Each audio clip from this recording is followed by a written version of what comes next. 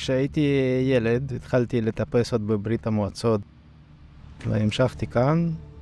התחביב שלי נהיה למקצוע ולאהבת חיי.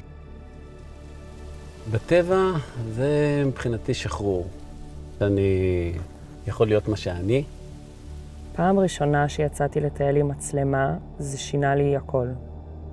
אני רואה נוף יפה ואני לא נרגעת עד שאני לא מצלמת אותו. ככה זה שלם. אני אוהב בזה שאתה מתחרה עם המסלול, אתה מתחרה עם ההר. בסופו של דבר אתה מתחרה עם עצמך. אני מאוד אוהב לחוש את הטבע ממש בידיים, ברגליים.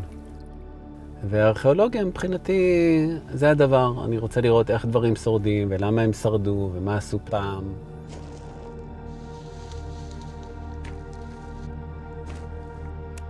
אחד הדברים שמאוד חשובים לי זה שיהיה לי נוח עם הציוד שאני משתמש בו, ואני מקפיד שיהיה לי ציוד טוב ואמין.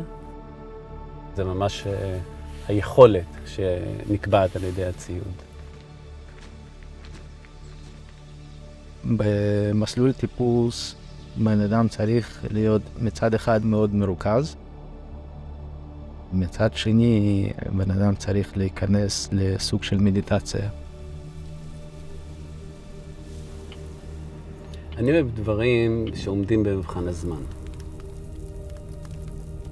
מבחינתי זה יכול להיות גם סיפור, זה יכול להיות חפץ, זה יכול להיות מסורת, זה יכולה להיות אופנה.